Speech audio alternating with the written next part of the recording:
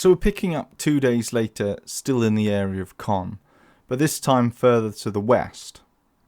This scenario is part of Operation MARTLET, which started the day before EPSOM, and was an attack to protect the right-hand flank of the 8th Corps as it began Operation EPSOM.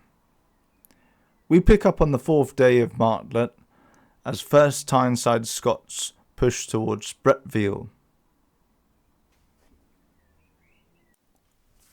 Looking over this map, which we should be familiar with from the previous scenario, we can see our move on the 28th coincides with the German counterattack, so our scenario is going to cover a meeting engagement in the area of Bretteville. Our mission is to drive south through Bretteville and capture the railroad crossing point in the town of Bellembe. Friendly forces consist of elements of the 10th Battalion Durham Light Infantry, the 1st Battalion Tyneside Scots in its entirety, and elements of the Royal Dragoon Guards. To our front we can expect to meet either the Deutschland or Der Führer Panzer Grenadiers. So a quick wiki and we find these are Waffen-SS veterans of the battles of France and the Eastern Front. We get a healthy 2,000 points for destroying Axis forces, 1,000 points for occupying Bellembe, 500 points for the settlement of Le Hameau-Paris, and 500 points for the settlement of Bordel. The area we're fighting on is a mixture of open country, which favours tanks, and close country, which favours infantry. To me the map looks like a choke point with roads and alleys channeling forces through the Bocage hedgerows, so I'll look to use this in my favour. Looking at the bigger picture, the German counterattack is looking to cut off the EPSOM salient like so. It reads like a classic Kampfgruppe force, with cobbled together units creating what could be a very challenging mechanised force supported by tanks. And with that in mind, a push through the open farm fields from west to east rather than south to north seems the direction of enemy travel. I'll be using all the artillery available for this mission, but don't have target reference points to do a classic British creeping barrage, but I will be able to try harassing the German progress.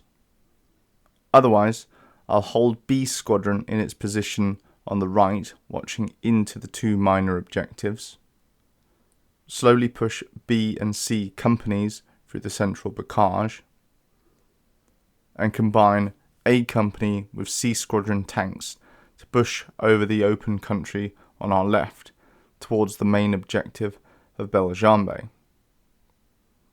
Finally, because this is a meeting engagement, I have no intelligence on enemy positions, so the carrier platoon will act as a reconnaissance screen pushing out ahead. So the mission starts with the carrier platoon pushing out on reconnaissance and mortars and artillery dropping on choke points to our front. This is a maximum harassing fire mission, and what we're trying to do is crater the roads and catch Germans at points they are likely to have to cross. At the back, the companies and squadrons start shaking out to push forward. So the tank troops and platoons are moving either to breakouts onto the fields or through the Bocage in the centre. It doesn't actually take too long for the centre carrier section to bump the Germans, and they come across what looks like a SS mech platoon, which has rapidly moved up to an enclosure at the edge of the first left-hand field. This bump seems to disorganise the SS, who are caught off guard by the section. And then more generally we can see the pushes continuing on our centre and left. At this point though, I can see I'm going to have to start giving some reference names to the land features. So what I went with was Mickle Fodder for the large uphill wheat field on my left, Hourglass for the large field on my right, Croft left and right for the enclosures to the centre front, and Scrumpy left, right and centre for the orchards in the centre. The right-hand carrier section identifies nothing in the area of Scrumpy right. The left-hand section pushes fast and bumps a Panther in the field to the left-hand edge of Mikkel fodder. And in the centre, we find Scrumpy Centre and Bordel to be clear of Germans. But as the carrier's moving into Croft right, it's blown to pieces, with B Squadron spotting a Panther at the neck of the hourglass. They return fire and we start to see a limitation in our armour. So despite being in a good long-range position, hull down and having made the spot first, our guns cannot get lucky on that thick frontal armour. Inversely, when it returns fire, the Panther's gun is able to both hit and penetrate, and we start to lose quite a number of tanks.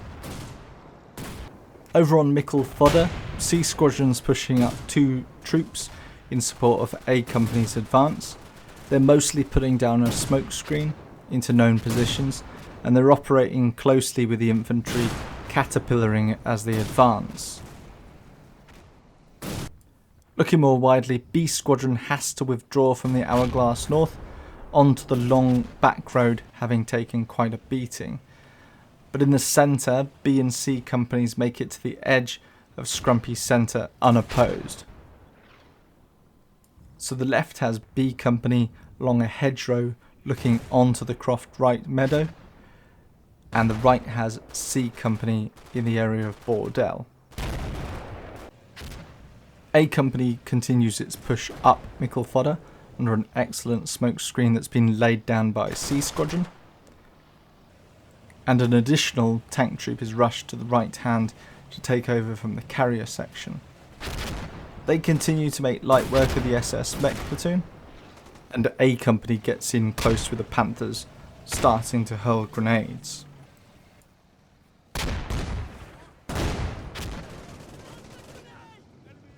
We start to see another problem with the force we're working with though, and this matches some of the reading I've had on the subject. So from my understanding, a big problem early in the campaign was the difficulty in tank and infantry cooperation. We handled the hill up to contact pretty well with smoke shells and close infantry protection, but once we're in close country lanes, the mobility difference of the two starts to show. So unless I plan their movements closely, I cannot take advantage of the tank's speed without risking their exposure and isolation. I don't want to exhaust my infantry, but I also don't want to delay my tank's spearhead momentum either. Over on the left-hand carrier section presses up to Belgian-Bay, and I take a tank troop round on a loop to hit the Panthers from the flank. This seems to be in hand, so around the same time I push the forward observer up to the centre, where I've started getting sound contacts pushing through Croft left and right. The left-hand tank troop breaks into the Panthers field and does some damage to the force, but despite my attempt to overwhelm them with things to respond to, they hold steady and wipe out quite a number of Shermans.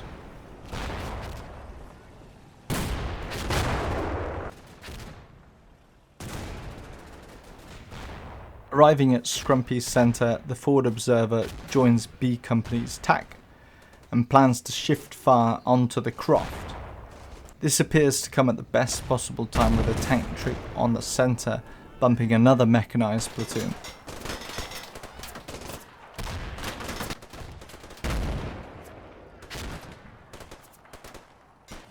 C Squadron pushes reserve tanks up on the left, committing fully to the flank attack on the Panthers.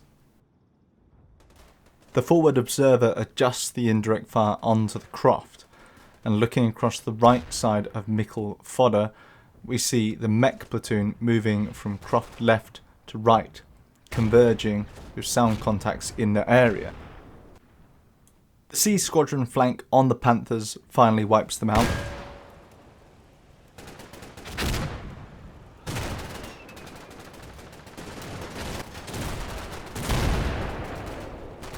But in the Croft, we can see a concerning amount of sound contacts now moving to the front of B and C companies.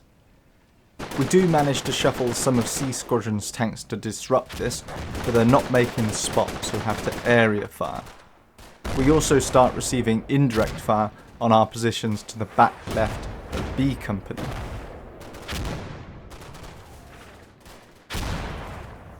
Everything up to this point has really been posturing, or trying to identify the Germans' main thrust, and we can now see the main event is going to be a concerted push through the croft to swing onto Bordel.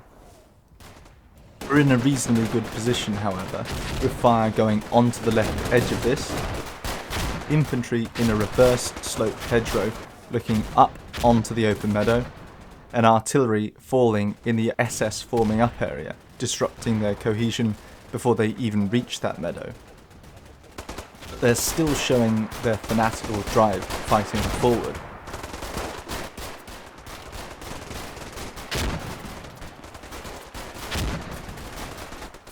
I shift the forward observer back from the front and over to Bordel, where a C Company marksman has got a good line of sight onto the Panthers who are covering the croft from the reverse hill.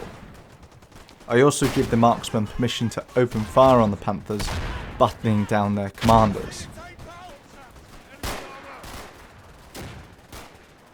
Growing concerned at the near maniacal drive of the SS men in the croft, I push C Squadron tanks forward to further pressure them. This again has to be unsupported, and whilst the tanks break up the mechanised push, they are immobilised, effectively becoming pillboxes.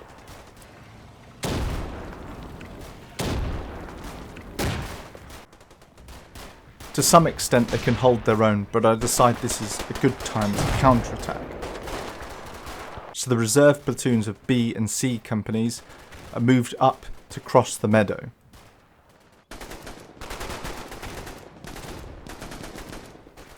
They make it to the top of the hill in reasonably good condition, taking flanking fire from Le Hameau Paris and overrun SS in the fields.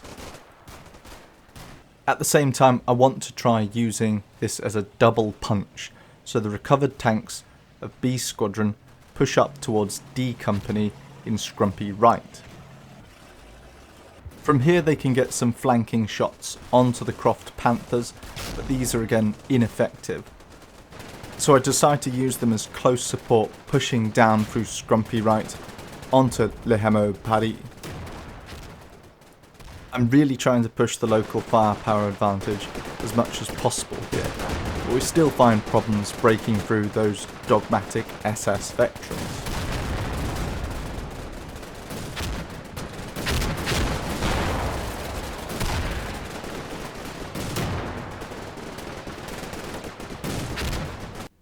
So we're forced to withdraw. I can see we've now reached a stalemate. The SS have been denuded of their infantry support, and they're unlikely to press forward tanks unsupported. But I'm also unable to move up, because the Panthers still pose a serious threat. I cannot realistically justify the blood that would be required to shift or destroy them, and so pull back to a consolidated front line. The carrier platoon who are extended behind enemy lines and at Belgian are pulled back. B and C companies return to Scrumpy's centre and Bordel positions, and D companies supported by B Squadron make an orderly withdrawal to their start positions on the right hand edge of our AO.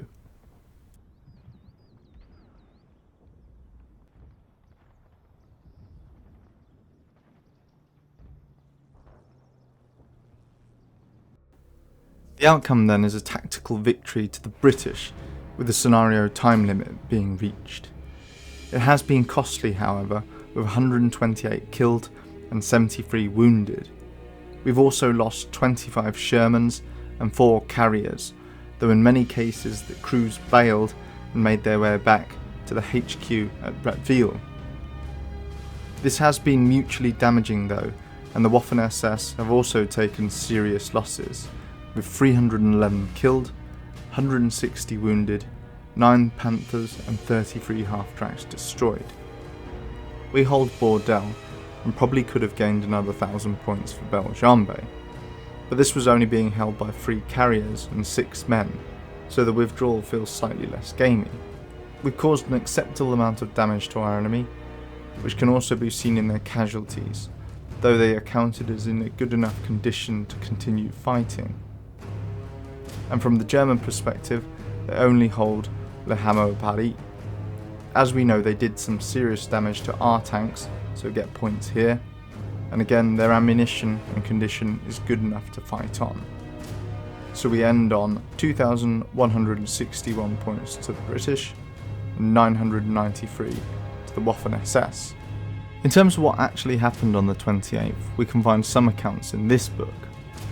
The Tyneside Scots fought Kampfgruppe Weidinger through the whole day, and with a Panther company of the 2nd Panzer Division, the Kampfgruppe began several hours of mutually costly counterattacks as the Tyneside Scottish tried to consolidate their positions in the village of Bretteville. The battalion was withdrawn to Texel-Bretteville by 9 PM, and on the 30th took up positions around Rauray. This meeting engagement then sets the scene for our next battle, at Rauray.